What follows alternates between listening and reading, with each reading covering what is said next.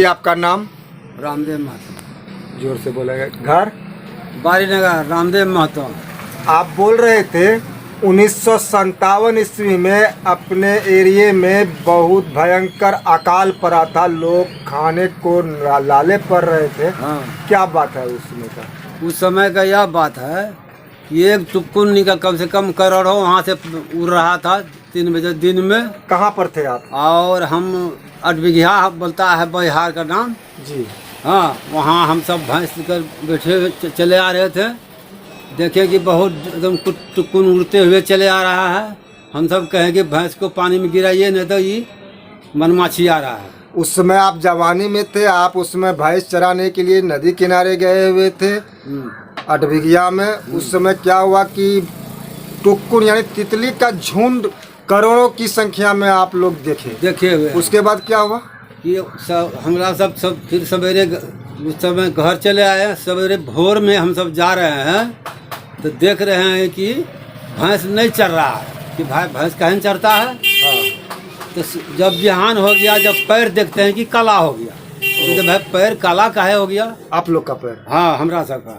तो यहाँ जब हम फिर जाते हैं, जब किरण उग गया, हाँ, तो गेहूँ के शीशा देखते हैं कि मोल गया। तो हम अपना खेत का गेहूँ जब तोड़ते हैं, लगरते हैं, शीशा? हाँ, शीशा वह जीरा हो गया। गेहूँ जीरा मतलब बहुत छोटा हो गया। गेहूं तो जीरा से 10 गुना 20 गुना बड़ा होता है। हाँ, एकदम जीरा हो गया साफ। तो हम सब देखे कि भाई जीरा हो गया। हम सब घर जब गए तो माँ और बाप को सब कहे, गांव वाले को भी कहे कि ऐसा ऐसा बात हो गया सर, आप लोग जाकर देखिए खेत में गेहूँ जीरा हो गया। केवल आपके खेत में या सबों के खेत में ऐसा हुआ? टोटल खेते में हो गया बारीनगर जिले में। आप बारीनगर का बात बोल रहे हैं, कारागोला बारीनगर का। हाँ। तो जब इस समय फसल नुकसान हो गया, अनाज के शकल में नहीं रहा, गेहूं जैसा अनाज जीरा बराबर हो चुका था। हाँ। वैसी स्थिति में फिर क्या हुआ? फिर क्या हुआ कि हमरा सबको अब तो खाने के लिए कुछ मिलवे नहीं करे जी। तो बहुत कोशिश किए, हमरा सब भेंट चिचोर अलगा का खाना का व्यवस्था करने लगे। यानी जंगली खाना आप लोग खाने लगे? जी। तो कहते हैं कि भाई ऐसा ऐसा बात होगी, आप इसका उपाय क्या किया जाएगा? हाँ, तो अंग्रेज ने चावल सर भेजा। उस समय का सरकार वहाँ से भेजा। तो वह चावल हमरा सबको मिला, पेन खजूर मिला। हाँ, चावल एक आदमी दूध डुबा के दिया और करिया हाथ में रंग डुबा दिया कि घुर कर नहीं लेगा। और उस समय सरकारी व्यवस्था आप लोगों को मिला। हाँ। जो चावल यानी अनाज के रूप में था। हाँ। जिसको देकर वो चिन्हित कर, जिसको देने के बाद वो हाथों को काला करके चिन्हित कर देता। हाँ। तब तो ये अकाल का प्रभाव दूसरे तीसरे चौथे साल भी रहा होगा ना? क्या जिंदगी जी आप लोग उस समय? हाँ, वही जिंदगी की। अब भेंट चिचोर अलगा खाते हैं, चन्नी जो है उसको भूज करके सत्तू बना खाते थे सर। क्या करें? ऐसी स्थिति आप लोग सन 1957 साल में देखे। ये स्थिति तो जग जाहिर है, सबों ने ये स्थिति देखा।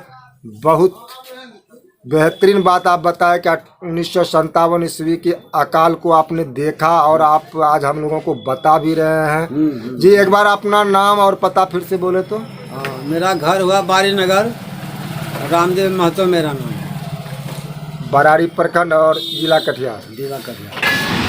जी हाँ, ये बता रहे थे सन 1957 की बात, जब पर्यावरण दूषित हुआ।